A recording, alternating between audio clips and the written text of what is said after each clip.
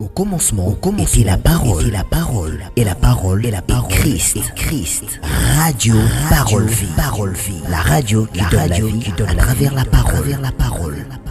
Shalom, shalom, chers auditeurs de la Radio Parole Vie, la RPV. Mes amis partout à travers le monde entier. Vous êtes là qu'avec impatience votre émission Parole Vie, la Radio Parole Vie, la radio chrétienne. Radio Oyo était à Kabiso, Sango Malamu, ya Yesu Christ en Nazareth, Nzamba Solope à Bomoy. Bien-aimé dans le Seigneur, Christ a lobby, cette parole de bonne nouvelle sera prêchée partout dans le monde et après viendra la fin.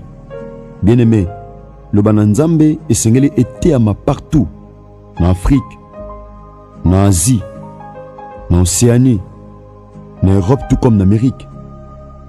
Seigneur le Bananzambe était à ma. Bien-aimé dans le Seigneur. Tout ça dans Katia, émission Parole Vie. Tout le monde a parole, peut tout le monde a vie. Bien-aimé la parole, il a bandé simbi bomo ya mutu. Ponzambi asala, bambisi. Il a fallu aloba. Après sa ordre na maï peut produire bambisi. Tout le monde a puissance à l'iloba. Pour Nzamba sala banzete, il a fallu après sa ordre na mabele. Pour mabele et produit banzete. Bien-aimé, donc c'est pour dire que Izali sama na liloba ou Izali sama. Alobi que la lumière soit et la lumière fut. Liloba naye e benga kana kozala ou etikala kozala te. Voilà pourquoi na psaume 107 verset 19 à 20 et qu'au moment dans leur détresse ils crièrent à l'Éternel. Na pasi na bango. Baganga ke pai na Nzambe. Basenga ki sekuru te aminduki. Nde to mona lelo mboka mo bazo bundisa na mboka mususu. Aosenga aide, soutien topé secours. Ya bamboka mususu peut permettre à ça la résistance. Aosenga lisungi. Mais la Bible dit ceci dans leur détresse. Na pas si o libote zaki nango. Na détresse o libote zaki nango. Basenga ki secours pas na mutute oui. La Bible dit le secours de l'homme n'est que vanité. Et ça bato bakoki ko promettre au secours. Bakoki peut promettre au soutien. Mon réalisé, le kola bazaka kabato. Bakoki peut se retrouver na incapacité, na imperfection. Non seulement baza disposé te akopesa, mais tant musu makoki akopesa ezate. Et le kopesa ezate. Na passe na mango babelela ki yawe. Bien-aimé, bongo yawe atinda ki liloba. Dieu avait compris. Parce que dans la parole, il y a tout. Dans la parole, il y a le succès, il y a la joie, il y a le bonheur, il y a la délivrance, il y a la paix. Voilà pourquoi il dit dans sa parole, je vous laisse ma paix. Oh, je ne vous la donne pas comme le monde. C'est Dieu qui donne la paix. Donc c'est la parole qui nous communique la paix, bien-aimés. C'est la parole de Dieu qui nous communique la paix. Écoutez ceci, bien-aimés dans le Seigneur. Dans leur détresse, ils crièrent à l'Éternel. Et l'Éternel envoya sa parole. Nzamba kangola ki nazali loba et les filles échappées de la fosse. Abimisa na kati libulu. Bien-aimé, les kambo zo tungisa vina wana. Autant musuna bomoto ko solution te. Solution est dans la parole qui est Christ. Parce que c'est Christ qui est la parole. Il est dit, au commencement était la parole. La parole était avec Dieu. La parole est Dieu. C'est la parole qui est Dieu. La parole vie, c'est Christ.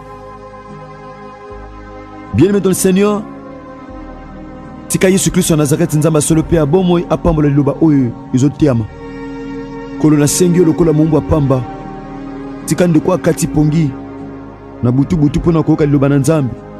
Tope ndeko na ngonga oyo azu message oyo na WhatsApp to na ba chaîne mususu. Tata sale bolamu. Afin que le boyemi ma transformation peut coller sa kondima na ye na kombo na Yesu Masiya Nazareth nde to bondeli pe to lobi amen. Merci papa, merci maman. Kolanisa ma thème otobandaki lobby par la grâce de Dieu le 8 mars à lobby. Kolanisa ma thème otobandaki ezali femme, tu as raison. Moi si Ozana raison. Bien-aimé, mokili mbimbe ko pesa autor. Mokili mobimbe ko ki pe ko condamner yo. Les gens peuvent te condamner. Batu bako loba pe o bako ko loba. parfois bakoki mpe kozokisa motema na yo, mais soki nzambe apesi yo tort te, tu es dans le bon. Eza na bato ebele bakondana yo parfois na mabe oyo osala te, ememela yo pasi na motema ntango mosusu. Eza na bato ebele bien aimé dans le Seigneur, batraita yo de tout sauf rien, baloba oyo bakoloba, mwasi mabe, mobali mabe, chef mabe, travailleur mabe, collaborateur mabe, collaboratrice mabe, serviteur mabe, tout ça bato baloba ntango mosusu bapesa yo tort parce que bayokaka mabeno na matoi na bango. Nayoka intel asala boye, eza bato mosusu bien aimé bamona te na mabe, mais du fait que bayoka bazwi lo mpe position ya mokili oyo toobika, eza mokili ya baproblème. Eza mutu mosusu omona ete na erreur mo songolo, mais du fait que oyoka ozwi le position mo songolo. Eza bato ebele bapesa yo tort, mais nzambe atindinga nebisa mwasi moko. Et tu as raison. La femme dont je parle, ce n'est pas la femme où elle a ta pagne, ce n'est pas la femme où elle a ta talon, ce n'est pas la femme où elle a ta make-up, ce n'est pas la femme où elle a ta jupe, topénine, mais c'est la femme qui est l'église, c'est la femme qui est l'épouse du Christ. Eza yo papa, eza nga maman, c'est nous deux, c'est nous qui sommes l'épouse du Christ, parce que Christ lui-même est l'époux. Il est le chef de l'église. Voilà pourquoi Christ a joué sa pierre, habitué Pierre. Et sur cette pierre, sur cette révélation, sur cette parole, je bâtirai mon église et les portes de séjour des morts ne prévendront point contre elle. Ça, c'est la parole vie. Bien-aimé dans le Seigneur, te tangaki na livre en Nombre chapitre 27, te bandaki na premier verset, il y en a 4 versets. Te monaki comment basi bazaki na kati ya Israël 5 filles à Tchelofchad. Te monaki comment et combien bayaki pa na Moïse na temps d'assignation, bayaki ko réclamer ba droit na bango, parce que na vie nous avons ba droit, nous avons la peine ba devoir liboso na Nzambe, tout comme liboso bato ndeko zo luka ba droit yeba pe ko zana ba devoir. Maman ozana ba droit epai na ba papa, oza pe na ba devoir epai na papa, tout comme papa ozana ba droit epai na maman, oza pe na ba devoir epai na maman. Parents ozana ba droit pe ba devoir epai na mwana, tout comme pe mwana azana ba droit pe ba devoir epai na baboti. C'est comme ça. Bande koyo va comprendre que elles avaient un problème. Il a fallu bakende pas Moïse à Katalikam, baké pas Moïse. Babi Moïse pesa biso eteni ya boji ya papa pamba te to yebete mibeko pekisi biso to pusana, mibeko pekisi biso to réclamer. Une femme de foi, une femme aza moto esengela telema a réclamer ba droit na ye. Yango va réclamer ba droit, il faut miyeba. Eza ba tebele ya bilebi, vous êtes le prince mais vous mourrez comme les esclaves. Oza prince, oza princesse, ozo kufa loko l'esclave. Ozo kufa loko l'esclave. Oko kufa boete ya. Oza na ba droit, oza mwana nzambe. Mukilo tuzo mona eza nzambe mtasalango. Europe eza nzambe, Amérique, Asie, Océanie, Afrique eza nzambe. La Bible souligne très bien que l'or et l'argent appartiennent à Dieu. Il faut réclamer. Tu es le fils du Dieu très haut, la fille du Dieu très haut. Tu dois réclamer. Être à bonne santé, c'est ton droit. Jean Zobanagaïus, na 3 Jean 2. Abi, je souhaite que tu prospères à tous égards, oh, et que tu sois en bonne santé, comme prospère l'état de ton âme. Être en bonne santé, c'est la volonté de Dieu. Prospérer à tous égards, c'est la volonté de Dieu. Avoir une bonne vie, une vie aisée, c'est la volonté de Dieu, chers auditeurs de la radio Parole Vie. Aux annonces de la Christ, Seigneur et Sauveur, pour réaliser, tu tombes souvent malade. Obé la maladie, obé la oyo. Mais bien aimé, aux annonces raison de Pobika. Tu as raison, bien aimé. On a raison. Femme, tu as raison. La femme dont je parle, Esaïe papa et Zanga maman, parce que c'est nous qui sommes l'église. C'est nous qui avons reçu Christ dans notre vie, Seigneur et Sauveur, chers auditeurs de la radio Parole Vie. Bien-aimés, Bana Tchelofchad, balobi pona nini komba tata na biso lingel longwa. Ces filles, ces femmes ont défendu le nom de leur père. Babi komba tata koki jamais qu'on allait effacer. Eza batebele ba kufa, mais komba eza effacé. Ba projet kufa. Nous se kufa. Pourquoi? Parce que bazaki na batute ba kozwa relève. Bazaki na batute ba ko défendre kombo. Tomo na 2 Samuel chapitre 9. Jonathan kufa. Mais tu réalises comment Mephibosheth a défendu qui? Comme à Jonathan. Nous devons savoir défendre le nom. Il va précéder Abisso. Pour combien vous allez effacer? Babi pour nous combattre Tata Abisso. Et que vous allez effacer. Pesa Abisso et Tenya Bozui. Ya Tata. Écoutez dans le 5e verset. Moïse porta la cause devant l'Éternel. Oh! Moïse a le bingana aux anamisures théo katalikambo. Le corps est un peuple théocrate. Nous sommes un peuple dirigé par Dieu. Chez nous, c'est la théocratie. Je ne peux jamais prendre la décision tout seul. Je dois d'abord commencer par consulter Dieu. Moïse a quelque consulté Nzam. Bien aimé, mais il y a de ces choses, oh, décision nango. Et où tu n'as pas passé Nzam, et tu n'as Nzam.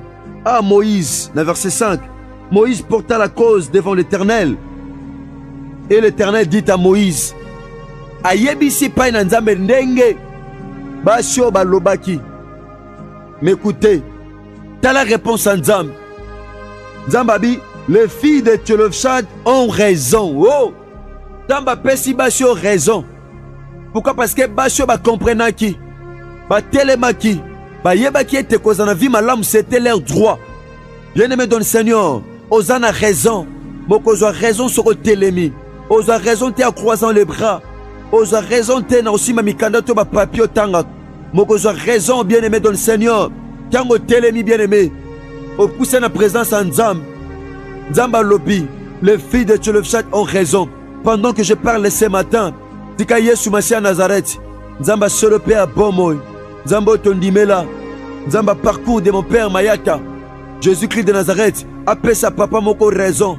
Omo qui le paie sa tort pour rien. Pour qu'il ait son tort par défaut. Tika Nzamba Bomoy. Yesu Masia Nazareth. Oh, j'aime la parole. Je suis le prédicateur de la bonne nouvelle. Natiaka Bashipe Mibala Kondima. Pendant que Nazoloba, Yesu Masia Nazareth, appelle sa papa moko raison. Yo mo qu'il ait sa tort. Mo qu'il est condamné yo. Mo qu'il est lobé koloba. Mais ce matin, oh bien-aimé, Nathan Oyo, Nzamba peso raison. Aloba ye moko. Habité, Bana Tchelofchad, Bazana raison. Loi Otocha. Oui, atezo kangabatu, atel loi oyo et empêcher bango, baso bozu atata, mais bazana raison qu'on réclamer, bazana raison qu'on a la bonne santé, bazana raison qu'on héritage atata na bango, bazana raison qu'on témoigner, bazana raison qu'on bika, bazana raison qu'on mata, bazana raison qu'on fongwama, bazana raison, tes raisons au batuten ba pesaki, et ça batu ba peso raison, mais nzamba peso tort, mais raison nzambe, muto douter na ngwazate, muto longola ngwazate.